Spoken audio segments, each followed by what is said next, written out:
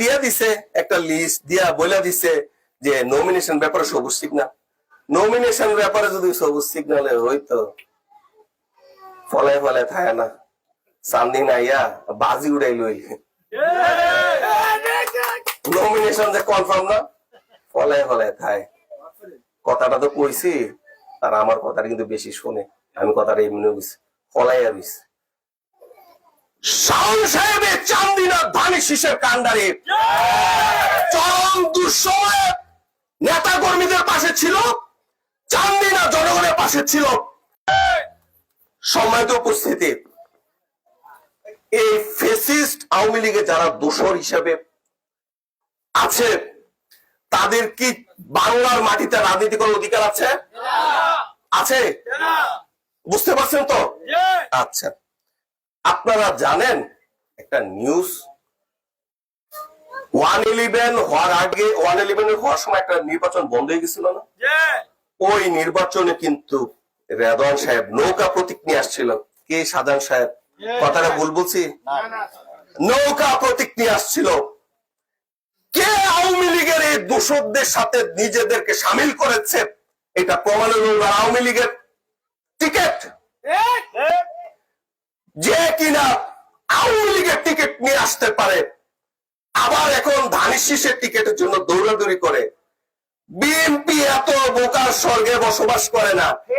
যারা এক সময় আওয়ামী লীগের ফ্যাসিস্ট সরকারের দূষণে নৌকা নিয়ে এসেছিল, বিএনপি তাদেরকে জুটে তোলার জন্য এত মূল্য হয়ে গেছে না।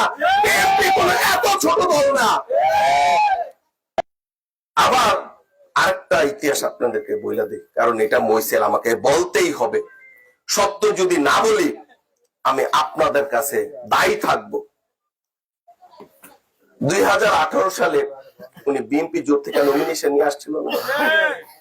এর আগেও কিন্তু নমিনেশন আগেও কিন্তু উনি আওয়ামী লীগ থেকে কিন্তু নমিনেশন আনার জন্য ধ্যান দরবার চলতেছিল।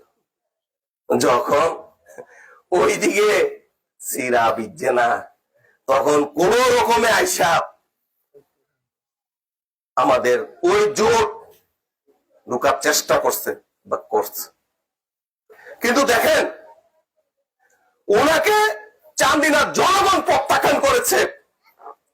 এমন ভাবে প্রত্যাখ্যান করেছে, ওনার জামানত বাজেয়াপ্ত হয়েছে। কেন? উনি ধানের শীষের লোক না, উনি এলডিপি নামক একটা সংগঠনের লোক। চান্দিনার মানুষ বুঝে বিএনপি, চান্দিনার মানুষ বুঝে যে বিএনপি থেকে ধানের শীষ নিয়ে আসবে, তাকে অন্য কোন জায়গা থেকে এসে যদি কেউ ধানের শীষের দাবি করে, চান্দিনার মানুষ 2 হাত ভরে প্রত্যাখ্যান করে দিবে দিবে দিবে। এটা সম্মানিত উপস্থিতি, আর শুধু আমি 2টা কথা বলবো। 2টা কথা হলো এই,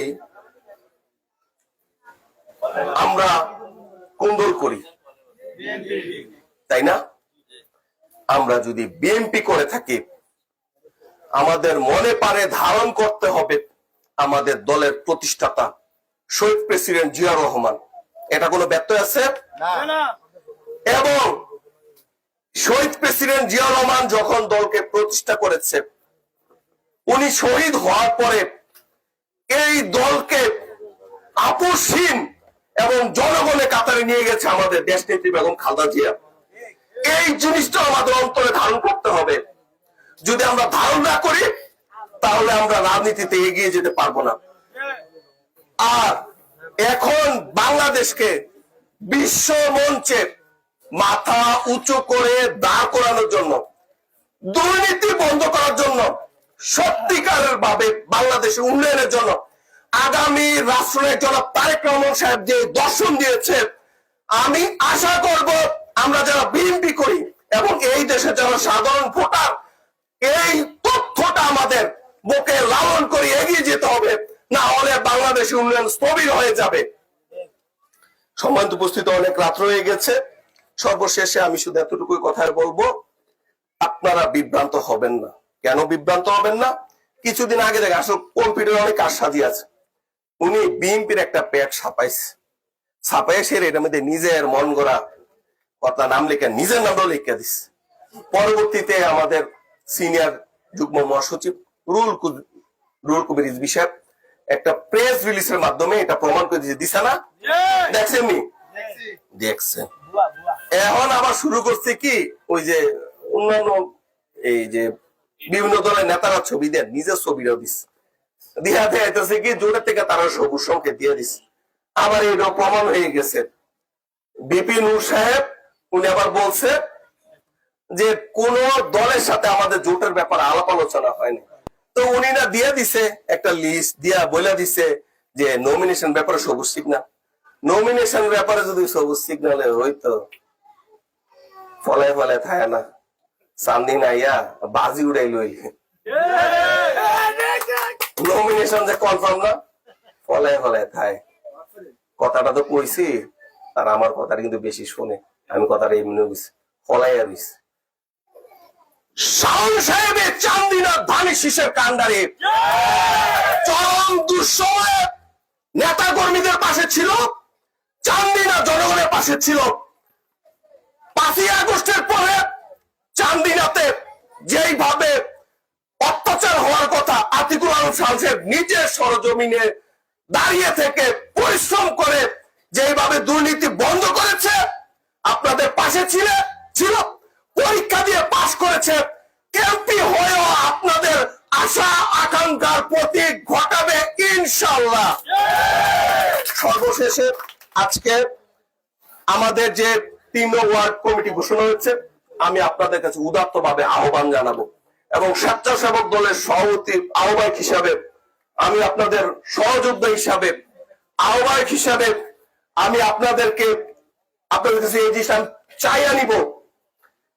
চান্দিনা যেইভাবে ধানি শীষে আবাদ হচ্ছে আতিকুল আলম শাওন সাহেবের নেতৃত্বে, আজকে এই ওয়ার্ড কমিটিতে ময়সাইল ইউনিয়নে আপনারা সেইভাবে ধানি শীষের আবাদ করে দিবেন। আপনারা প্রত্যেকটা ঘরে ঘরে যাবেন, আতিকুল আলম শাওন সাহেবের সালাম দিবেন। আপনারা প্রত্যেক সপ্তাহে 15 দিনে একবার বসবেন। আমি না আসতে পারি, আমার সদস্য সচিব কামাল মুন্সি আসবে, কামাল মুন্সি না আসতে পারে মিজান ভাই আসবে, মিজান ভাই যদি না আসতে পারে উজ্জ্বল আসবে, উজ্জ্বল না আসতে পারলে আমাদের এরশাদ আসবে, এরশাদ না আসতে পারলে এরকম আমাদের আরো যারা সিনিয়র আসবে। আপনারা রেগুলারলি বসবেন। আমরা সাংগঠনিক ভাবে আতিকুল আলম শাওন সাহেব কতটা শক্তিশালী, আমরা এখন থেকে রেগুলার ভাবে এরকম প্রোগ্রাম করে দেখিয়ে দেবো। এই বলে আমি বক্তব্য শেষ করছি। বাংলাদেশ জিন্দাবাদ, বাংলাদেশ জাতীয়তাবাদী দল জিন্দাবাদ।